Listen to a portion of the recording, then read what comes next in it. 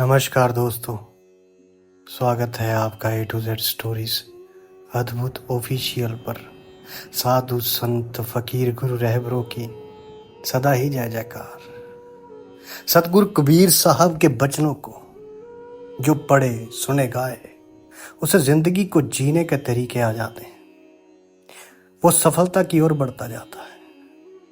उनके दोहे हैं। कबीर साहब ने कहा, बड़ा हुआ तो क्या हुआ, जैसे पेड़ खजूर, पत्थी को छाया नहीं, फल लागे अति दूर। कबीर साहब कहते हैं कि सिर्फ बड़े होने से कुछ नहीं होता। उदाहरण के लिए खजूर का पेड़ जो इतना बड़ा होता है, पर ना तो किसी यात्री को धूप के समय छाया दे सकता है और ना ही उसके फल वो आसानी से तोड़ के अपनी भूख मिटा सकता है। कबीर साहब कहते हैं, कबीरा खड़ा बाजार में, सबकी मांगे खैर, ना काहू से दोस्ती ना काहू से बैर। कबीर साहब कहते हैं कि सबके बारे में भला सोचो, ना किसी से ज्यादा दोस्ती रखो, ना ही किसी से ज्यादा दुश्मनी रखो। सबका भला सोचो, सबका भला करो, मांगो सबका भला। कबीर साहब कहते हैं, कहे कबीर कैसे निभाहे केर बेर को संग, वे झूमत रस आपनी, उसने फाटत अंग, उसके फाटत अंग। कबीर साहब कहते हैं कि भिन्न प्रकृति के लोग एक साथ नहीं रह सकते। जैसे केले और बेर का पेड़ साथ साथ नहीं लगा सकते, क्योंकि हवा से बेर का पेड़ हिलेगा और उसके कांटों से केले के पत्ते कट जाएंगे। संत कबीर साहब कहते हैं, तिनका कबहू न निंदिए, जो पावन तर होए, कबू उड़ी अखियां परे तो पीर घनेरी होए। कबीर साहब कहते हैं कि किसी तिनके को पांव के नीचे नहीं रौंदना चाहिए, अर्थात किसी दुर्बल असहाय के ऊपर अत्याचार नहीं करना चाहिए, क्योंकि जब दुर्बल उठ के वार करेगा तो बहुत पीड़ा होगी। जैसे तिनका यदि आंख में उड़ के चला जाए तो बहुत व्यथा होती है। संत कबीर साहब फरमाते हैं, साईं इतना दीजिए जा में कुटुंब समाए, मैं भी भूखा ना रहूं साधु ना भूखा जाए। संत कबीर साहब कहते हैं कि हे भगवान, मुझे ज्यादा नहीं चाहिए, बस इतना दीजिए जिसमें परिवार का भरण पोषण हो जाए और यदि कोई अतिथि आए तो उसका सत्कार भी कर सके। संत कबीर साहब फरमाते हैं, माटी कहे कुम्हार से, तू क्या रोंदे मोए, एक दिन ऐसा आएगा मैं रोंदूंगी तोए। मिट्टी कुम्हार से कहती है कि आज तो तू मुझे पैरों के नीचे रोंद रहा है, पर एक दिन ऐसा आएगा जब तू मेरे नीचे होगा और मैं तेरे ऊपर होंगी।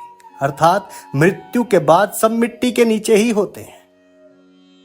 कबीर साहब फरमाते हैं, माला फेरत जुग भया, फिरा न मन का फेर, कर का मन का डार दे, मन का फेर। ये उन लोगों के ऊपर कटाक्ष है जो धर्म भीरू होते हैं, धर्म के ठेकेदार बने बैठे होते हैं। कबीर साहब कहते हैं कि माला फेरने से कुछ नहीं होता, धर्म भीरुता छोड़ो, ये धर्म की ठेकेदारियां छोड़ो और अपने मन को बदलो, अपने मन को बदलो। संत कबीर साहब फरमाते हैं, गुरु गोविंद दोनों खड़े, काके लागू पाए, बलिहारे गुरु आपनो, गोविंद दियो मिलाए। कबीर साहब कहते हैं कि गुरु का स्थान ईश्वर से भी ऊपर है। यदि दोनों एक साथ खड़े हो तो किसे पहले प्रणाम करना चाहिए? गुरु की शिक्षा के कारण ही भगवान के दर्शन हुए हैं, इसलिए गुरु को ही पहला नमन होना चाहिए। संत कबीर साहब फरमाते हैं, पाथर पूजे हर मिले, तो मैं पूजूं पहाड़, ताते यह चाकी भली, पीस खाए संसार। संत कबीर साहब फरमाते हैं कि यदि पत्थर की मूर्ति की पूजा करने से भगवान मिल जाते हैं तो मैं पहाड़ की पूजा कर लेता। घर की चक्की की पूजा कोई नहीं करता जिसमें अन्न पीस कर लोग अपना पेट भरते हैं। वे भी हालांकि पत्थर है और उससे फायदा भी है, लेकिन नहीं।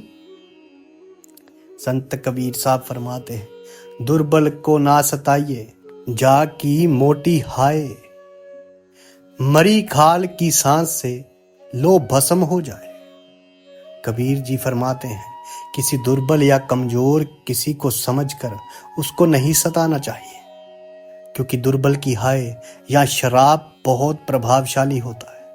जैसे मरे हुए जानवर की खाल को जलाने से लोहा तक पिघल जाता है, वैसे ही वो तुम्हारे अहंकार क्या, तुम्हारे परिवार क्या, तुम्हारे खानदान क्या, सबके लिए मुश्किलें खड़ी कर सकता है। कबीर साहब फरमाते हैं, ऐसी बानी बोलिए मन का आपा खोए, औरन को शीतल करे आप हु शीतल हुए। कबीर साहब फरमाते हैं कि ऐसी वाणी में बात कीजिए जिससे सबका मन भाव विभोर हो जाए। आपकी मधुर वाणी सुनकर आप स्वयं भी शीतल हो और जो सुने वे भी प्रसन्न हो जाए। कबीर साहब फरमाते हैं, अति का भला ना बोलना, अति की भली ना चूप, अति का भला ना बरसना, अति की भली ना धूप। संत कबीर साहब फरमाते हैं कि ना तो अधिक बोलना अच्छा है, ना ही अधिक चुप रहना ही ठीक है। जैसे बहुत अधिक वर्षा भी अच्छी नहीं और बहुत अधिक धूप भी अच्छी नहीं। हर समय हमें संयम के साथ रहना चाहिए। संत कबीर साहब, साधु संत फकीर गुरु रहबरों की सदा ही जय जयकार।